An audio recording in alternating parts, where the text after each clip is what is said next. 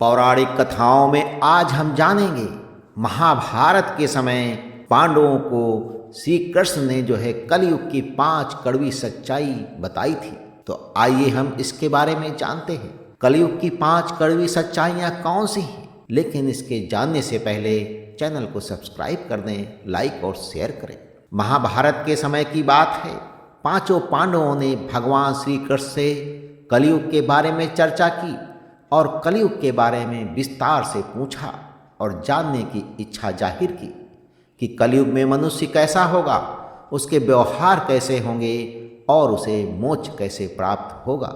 इन्हीं प्रश्नों का उत्तर देने के लिए भगवान श्री कृष्ण कहते हैं, तुम 5 भाई वन में जाओ और जो कुछ भी दिखे वो आकर मुझे बताओ, मैं तुम्हें उसका प्रभाव बताऊंगा। 5 भाई वन में गए। युधिष्ठिर महाराज ने देखा कि किसी हाथी की 2 सूंड हैं। ये देखकर आश्चर्य का पार न रहा। अर्जुन दूसरी दिशा में गए।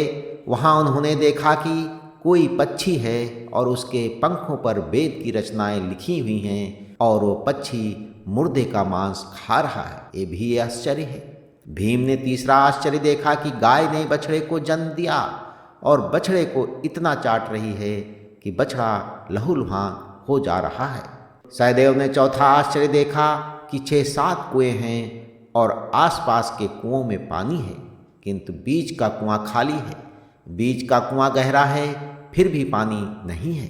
5वें भाई नकुल ने भी एक अद्भुत आश्चर्य देखा कि एक पहाड़ के ऊपर से एक बड़ी शिला लुढ़कती लुढ़कती आती और कितने ही वृक्षों से टकराई, पर उन वृक्षों के तने उसे रोक ना सके। कितनी ही अन्य शिलाओं के साथ टकराई, पर वो रुक नहीं सकी। अंत में एक छोटे पौधे का स्पर्श होते ही वो स्थिर हो गई। 5 भाइयों के आश्चर्यों का कोई पार नहीं था। शाम को वे श्री कृष्ण के पास गए और अपने अलग अलग दृश्यों का वर्णन किया। युधिष्ठिर कहते हैं, मैंने 2 सूंड वाला हाथी देखा तो मेरे आश्चर्य का कोई पार ना रहा। तब श्री कृष्ण कहते हैं, कलयुग में ऐसे लोगों का राज्य होगा जो दोनों ओर से शोषण करेंगे, बोलेंगे कुछ और करेंगे कुछ और। ऐसे लोगों का राज्य होगा, इससे तुम पहले राज्य कर लो। अर्जुन ने जो आश्चर्य देखा कि पक्षी के पंखों पर वेद की रचनाएं लिखी हैं और पक्षी मुर्दे का मांस खा रहा है। इस पर श्री कृष्ण कहते हैं कि कलयुग में ऐसे लोग रहेंगे जो बड़े बड़े पंडित और विद्वान कहलाएंगे, किंतु वे यही देखते रहेंगे कि कौन सा मनुष्य मरे और हमारे नाम से संपत्ति कर जाए। संस्था के व्यक्ति विचारेंगे कि कौन सा मनुष्य मरे और संस्था हमारे नाम से हो जाए। हर जात धर्म के प्रमुख पद पर बैठे विचार करेंगे कि कब किसका श्राद्ध है। चाहे कितने भी बड़े लोग होंगे, किंतु उनकी दृष्टि तो धन के ऊपर यानी कि मांस के ऊपर ही रहेगी। ऐसे लोगों की बहुतायत होगी जो परधन को हरने और छीनने को आतुर होंगे और कोई कोई बिरला ही संत पुरुष होगा।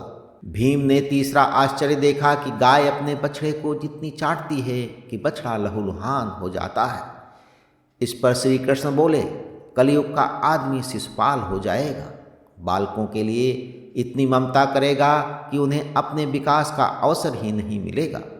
किसी का बेटा घर छोड़कर साधु बनेगा तो हजारों व्यक्ति दर्शन करेंगे, किंतु यदि अपना बेटा साधु बनता होगा तो रोएंगे कि मेरे बेटे का क्या होगा।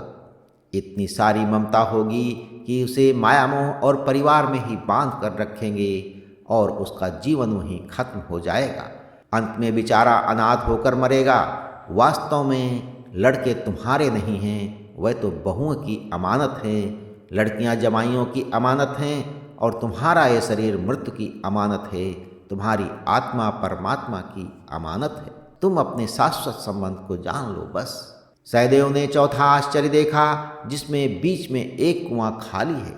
इस पर श्री कृष्ण ने कहा, कलयुग में धनाढ्य लोग लड़के लड़की से विवाह में, मकान के उत्सव में, छोटे बड़े उत्सवों में तो लाखों रुपए खर्च कर देंगे, परंतु पड़ोस में ही यदि कोई भूखा प्यासा होगा तो ये नहीं देखेंगे कि उसका पेट भरा है या नहीं।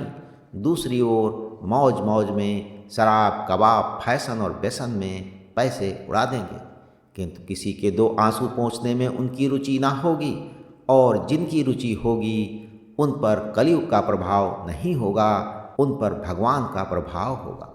पांचवा आश्चर्य था कि एक बड़ी चट्टान पर से लुढ़की वृक्षों के तने और चट्टानें उसे रोक ना पाए, किंतु एक छोटे से पौधे से टकराते ही वो चट्टान रुक गई। तो श्री कृष्ण जी कहते हैं कि कलयुग में मानव का मन नीचे गिरेगा, उसका जीवन पतित होगा। ये पतित जीवन धन की शिलाओं से नहीं रुकेगा, ना ही सत्ता के वृक्षों से रुकेगा, किंतु हरिनाम के एक छोटे से पौधे से, हरि कीर्तन के एक छोटे से पौधे से मनुष्य जीवन का पतन होना शुरू हो जाएगा। तो पौराणिक कथाओं में आज बस इतना। अगली बार हम सुनेंगे एक नई कथा के साथ। तब तक के लिए ईश्वर की सभी शुभकामनाएं आपके साथ बनी रहें।